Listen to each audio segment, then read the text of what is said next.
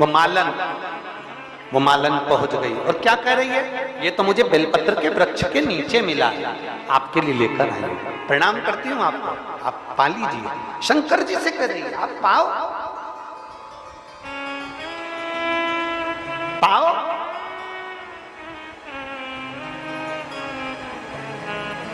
जिद पकड़ ली उस मालन ने, जिद, ऐसी जिद तुमने कभी नहीं पकड़ी होगी।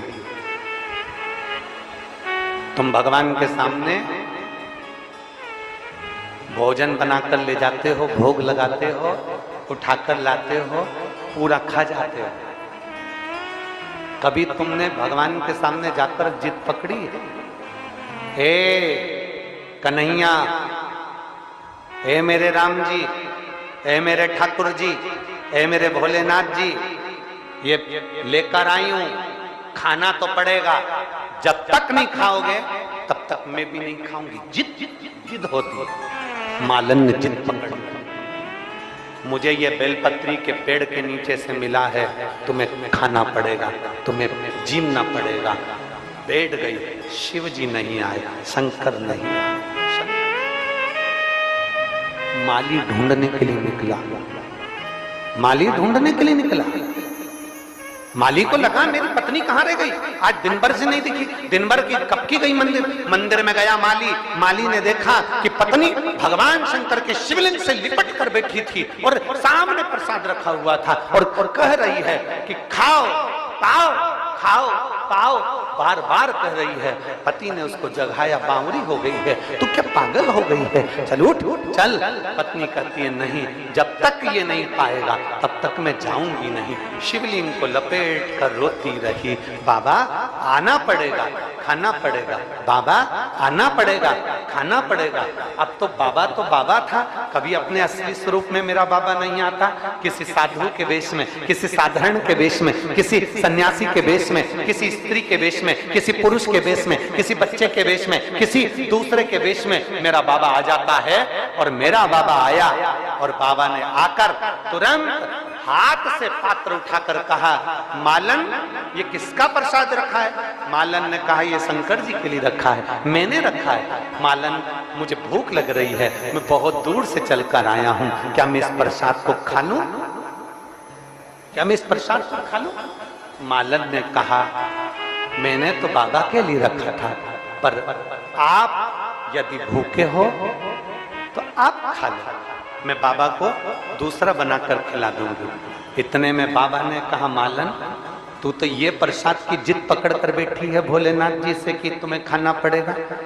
मालन कहती है जिद मैंने पकड़ी है, पर भूख तुम्हें लग रही है ना, इसलिए तुम इसको पालो, पथिक हो, खाकर तुम जाओ, मैं बाबा से बात कर लूंगी। बस भोलेनाथ जी ने उस प्रसाद का कणका मात्र मुख में लिया, और जो मुख में लिया, मुख में लेते से ही मालन पीछे पलट कर देखती है तो चलते हुए मेरे महादेव निकल के जा रहे हैं। ये प्रतिबिंब मालन, प्रतिबिंब।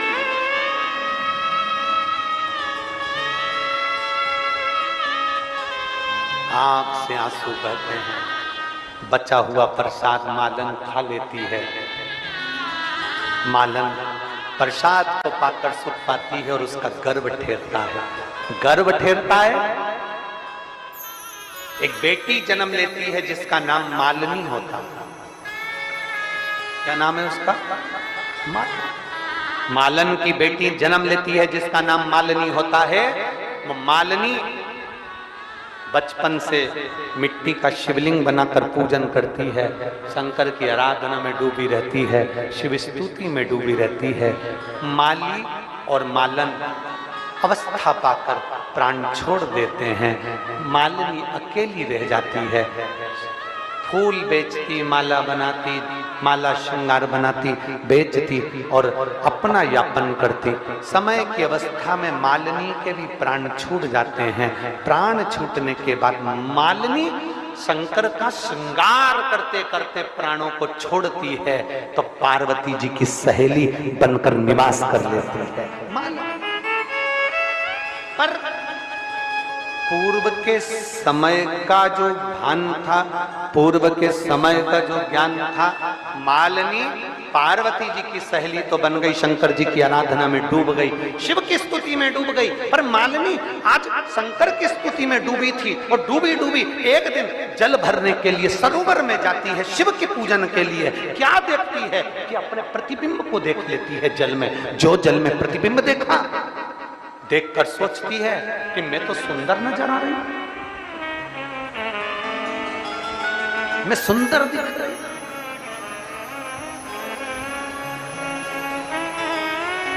मालिनी को लगा कि मैं सुंदर नजर आ रही हूं, हो सकता है मेरी ये सुंदरता शिव की पूजन में बांधा बन जाए। मालिनी गई, पार्वती जी के चरणों में बैठ गई। पार्वती जी ने पूछा, मालिनी तुम मौन चुप क्यों, किस लिए? मालिनी कहती है, आज तक मैंने महादेव जी से कुछ नहीं मांगा, पार्वती माँ आपसे कुछ नहीं मांगा, आज मेरा मन करता है मैं आपसे कुछ मांग लूं, आज मेरा मन करता है मैं आपसे कुछ मांग लूं। मांगो, क्या चाहिए? पार्वती जी मुझे हाथी का मुंह लगा दो, मुझे सुंदर नहीं बनना है, मेरे को हाथी का मुख लगा दो। मालिनी को समझाया पार्वती जी ने, पर मानी नहीं। पार्वती जी ने मालिनी का हाथी का मुख लगा दिया।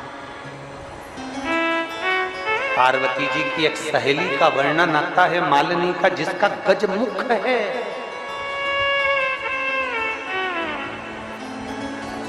गजमुख, जिसको गणेश जी महाराज की धाय माता के रूप में भी माना गया कि गणेश जी महाराज को मालिनी अपनी गोदी में खिलाती है। गजानन गजमुख है, गजमुख। शिव को रिझाने के लिए बहुत सारे धन दौलत संपदा और बहुत सारी वस्तुओं की जरूरत नहीं है। मालिनी का चरित्र कहता है, मां पार्वती जी की सखी का चरित्र कहता है कि एक लोटा जल से भी आप शिव को रिझा सकते हो। बस अपना हृदय भोला रखना, साफ रखना, निर्मल रखना। एक पत्र है,